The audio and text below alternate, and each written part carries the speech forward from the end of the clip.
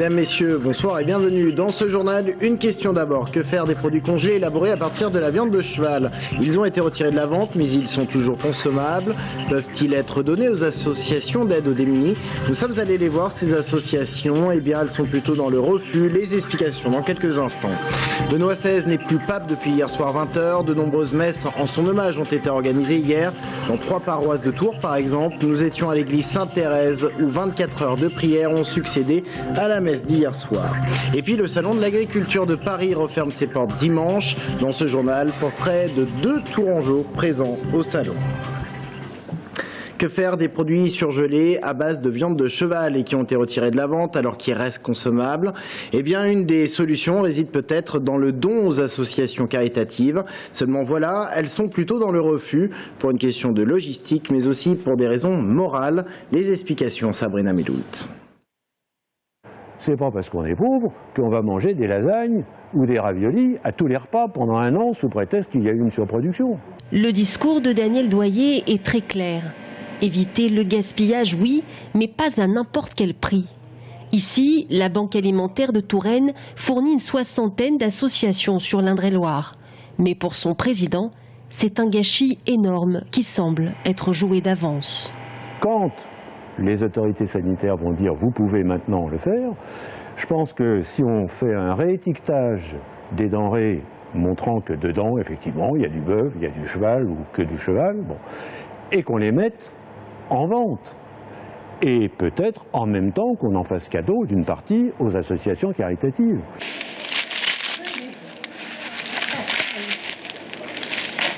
Nous sommes ici à l'antenne des Restos du Cœur d'Amboise, où 235 bénéficiaires se bousculent chaque semaine. Pour le responsable du site, les lasagnes à la viande de cheval, surgelées ou en boîte, posent une question pratique. Comment les récupérer et surtout comment les stocker? Car c'est bien le manque d'informations qui inquiète la plupart des bénéficiaires. Je pense que bien informés, effectivement, ils pourraient les manger, mais pour l'instant, on n'a pas parlé, on n'en a pas discuté, donc on n'a pas de décisions qui sont prises au niveau du centre. On attend aussi un petit peu les consignes départementales et bien sûr nationales. Aucun bénéficiaire n'a accepté de répondre à nos questions. La Banque alimentaire a demandé aux associations de réaliser une enquête auprès des 7500 bénéficiaires d'Indre-et-Loire pour savoir si oui ou non ils consommeraient des lasagnes à la viande de cheval.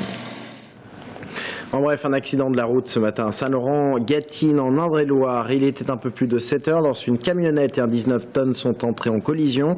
Ça s'est passé sur la départementale 766. 4 personnes ont été impliquées. Une a dû être désincarcérée. Et puis toujours en bref, à Blois, un jeune homme de 19 ans vient d'être mis en examen et écroué. Cela faisait plusieurs jours que les policiers le recherchaient. Il a reconnu s'être rendu dans le domicile d'une jeune femme de 19 ans et de lui avoir asséné 9 coups de couteau, dont un à la gorge et un autre à l'aine. Une jeune femme qui est passée à côté de la mort et qui a eu donc beaucoup de chance. On ne connaît pas le motif qui a conduit ce jeune à porter ces coups de couteau.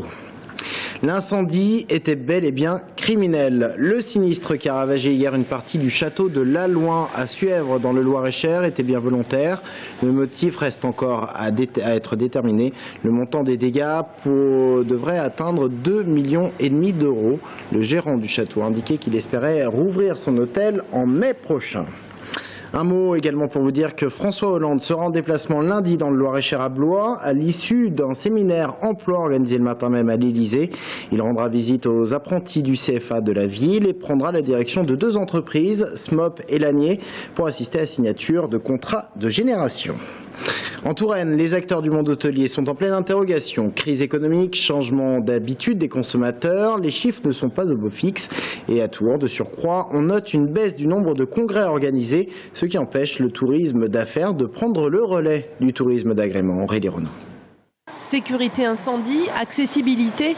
Pour les gérants d'hôtels, les mises aux normes représentent de gros investissements et pour eux, la période est difficile. Car si les chiffres de la clientèle touristique restent honorables, c'est la clientèle affaires qui semble échapper aux hôtels de l'agglomération. Ce qu'on appelle les commerciaux, qui là effectivement rencontrent eux aussi des difficultés par rapport à la crise et donc doivent certainement aménager leur tournée pour avoir le moins de frais possible et moins de déplacements. Et on a la deuxième clientèle affaires qu'on appelle la clientèle de congrès, les congressistes, qui là malheureusement est de plus en plus pauvre. Le centre des congrès a de plus en plus de mal à faire venir les congrès sur Tours. La Loire, les châteaux et la douceur de vivre. Le triptyque ne suffit donc plus pour que les hôtels affichent complet. La solution, faire en sorte que Tours se positionne vraiment sur le marché des séminaires et des congrès, comme des dizaines d'autres villes françaises. Seulement voilà, Tours ne possède pas de bureau de promotion du tourisme d'affaires, comme l'ont fait Nantes, Bordeaux ou encore Saint-Malo. Ces territoires-là ont un convention bureau. Mais Tours est-elle prête à accueillir des congrès d'envergure? Sa capacité hôtelière suffit-elle à une clientèle d'affaires exigeante? Car fréquemment, les organisateurs de séminaires ne souhaitent pas voir leurs participants dispatchés dans plusieurs hôtels. La solution serait-elle alors de créer un nouvel hôtel de haut standing en plein cœur de Tours? C'est vrai qu'on a déjà raté quelques congrès importants par manque de cette qualité et capacité hôtelière. Et que l'argument, c'est que ça pourrait nous permettre d'obtenir quelques congrès internationaux qu'on a difficilement ou pas aujourd'hui. Les Tourangeaux ont longtemps entendu parler d'un palace 5 étoiles. Finalement, Tours n'aura pas de palace, mais 2 hôtels de 3 et 4 étoiles qui sortiront de terre en haut de la rue nationale. Et ce sujet sera le thème du débat ce soir dans l'émission Écho, etc. Rendez-vous à 21h et 22h30. Rendez-vous également demain à 13h et 23h.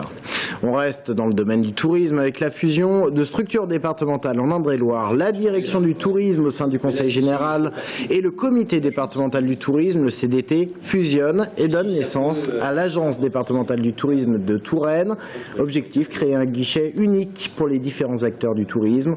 Une entité de 19 salariés. Il s'agit de redéploiement de postes. Subvention annuelle du Conseil général d'Indre-et-Loire, 1 145 000 €. Nous avons voulu regrouper l'ensemble des moyens du département au sein de cette agence pour qu'elle devienne l'outil qui permette le développement touristique de notre département. Justement d'avoir un développement de la qualité qui fera que la Touraine sera une destination privilégiée. 3 objectifs fondamentaux, le développement de l'innovation, parce qu'il faut s'adapter notamment aux nouvelles technologies, le développement de nouvelles filières et de bénéficier des espaces naturels au travers de, par exemple, la Loire à vélo ou des filières comme le no-tourisme. Hier soir, c'est toute une communauté qui était unie dans la prière. En tout cas, pour les plus pratiquants, de nombreuses messes étaient organisées en hommage à Benoît XVI qui a renoncé officiellement à son pontificat hier soir. Reportage dans l'église Sainte-Thérèse à Tours, Julien Nourry et Romain Delville. Il est un peu moins de 20 h hier à la paroisse Saint-Jean de Beaumont. Les derniers fidèles pénètrent dans l'édifice religieux. Cette soirée a une dimension particulière. L'église est pleine, l'ambiance est au recueillement et à l'émotion. Nous sommes là ce soir pour remercier Benoît XVI pour ses 8 années de pontificat. 20 heures passées, l'église n'a plus de pape. Cela n'était pas arrivé depuis 700 ans. Les dizaines de croyants réunis prient et chantent en l'honneur du souverain pontife. Si la soirée est consacrée à Benoît XVI, les fidèles se tournent malgré tout vers l'avenir. Après Benoît XVI et Jean-Paul II, il faudra quand même quelqu'un d'assez fort pour réussir à soutenir l'Église dans les temps actuels. Un pape solide, un pape qui ait la foi, un pape qui sache réaffirmer les valeurs de l'Église. Et peu importe sa nationalité. Qu'il soit français, qu'il soit italien, qu'il soit... peu importe son origine, pour nous c'est notre pape. Il n'y a pas de contre-indication, je dirais. Oui, non, moi ça me... En même temps, il n'y a pas de préférence. Entre guillemets, on prend ce qui vient, quoi. Entre guillemets, bien sûr. Après la prière, les fidèles se sont relayés toute la nuit et jusqu'à ce soir 20 h pour prier et célébrer le départ du pape. L'agriculture française est toujours à l'honneur à la porte de Versailles à Paris. Il ne reste plus que 2 jours pour en profiter. Dimanche, le salon ferme ses portes. Un salon qui a attiré l'an passé près de 700 000 visiteurs.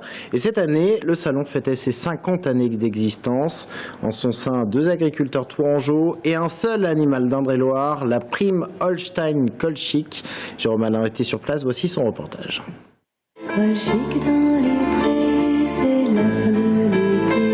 Colchic n'est pas dans le pré et ce n'est pas encore le début de l'été. Mais pourtant, depuis une semaine, cette prime Holstein de 6 ans est sous les sunlights du salon de l'agriculture. Vincent Raguin, agriculteur à Charnizet, au sud de Loches, découvre l'ambiance de la plus grande ferme de France.